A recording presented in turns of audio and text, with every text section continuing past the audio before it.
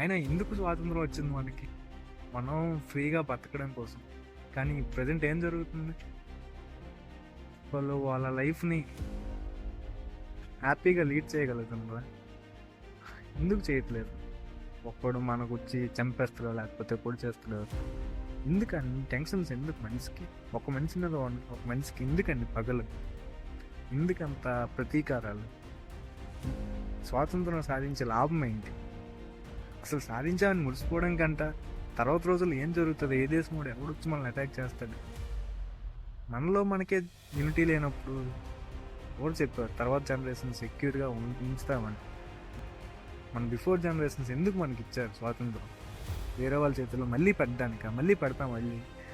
మళ్ళీ ఫ్రీడమ్ కోల్పోదామా? సాధించామంటే మనం ఒక పండుగ చేసుకున్నాం అంటే వేరే వాళ్ళకి నిదర్శనంగా ఉన్నాం. మమ్మల్ని ఎవరు టచ్ చేయలేదు. మళ్ళీ మేము అందరం కలిసి కట్టుగా ఉన్నాం. మాలో ఏం గొడవలు లేవు. సో మీ అందరికీ ఇది జాతీయ పండుగ. కలిసికట్టుగా సెలబ్రేట్ చేసుకుందాం. మనల్ని ఎవడు టచ్ చేయలేడు ఫ్యూచర్లో. ఇది మా పండుగ, మా దేశం పండుగ. మేమందరం ఒకటి. మేము ఇక్కడ శాంతి భద్రతలతో నివసించగలుగుతున్నాం. మా కోసం మేము ఏదైనా చేస్తాం. మమ్మల్ని ఎవడైనా టచ్ చేస్తే దానికి ఏది చేయడానికైనా వెనకాడం. మేము అందరం ఒక యూనిటీగా ఉన్నాం. సో అందుకే మేము పండుగ చేసుకుంటున్నాం. మమ్మల్ని చూసి మీరు భయపడండి. మాలా మీరు కలిసికట్టుగా ఉండండి. మమ్మల్ని చూసి మీరు ఇన్స్పైర్గా తీసుకోండి. ఇది మా ఇండియా అనేటట్టుగా ఒక నిదర్శనంగా నిలబడి మనం వేరే దేశాలకి ఇన్స్పైర్ చేస్తూ ఒక పండగని వాళ్ళకి ఒక మెసేజ్ ఇచ్చేటట్టుగా మనం తయారవుదాం. సో అందరూ మన జాతీయ పండుగ ఇది.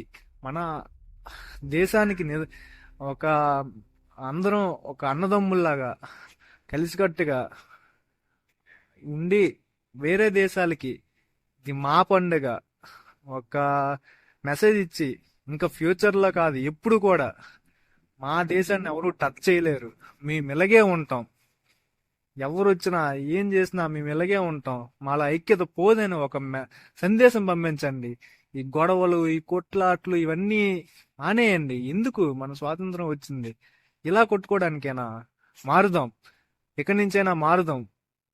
వేరే దేశాలకు ఒక సందేశం పంపిద్దాం, మనల్ని ఎవరు ఏం చేయలేరని.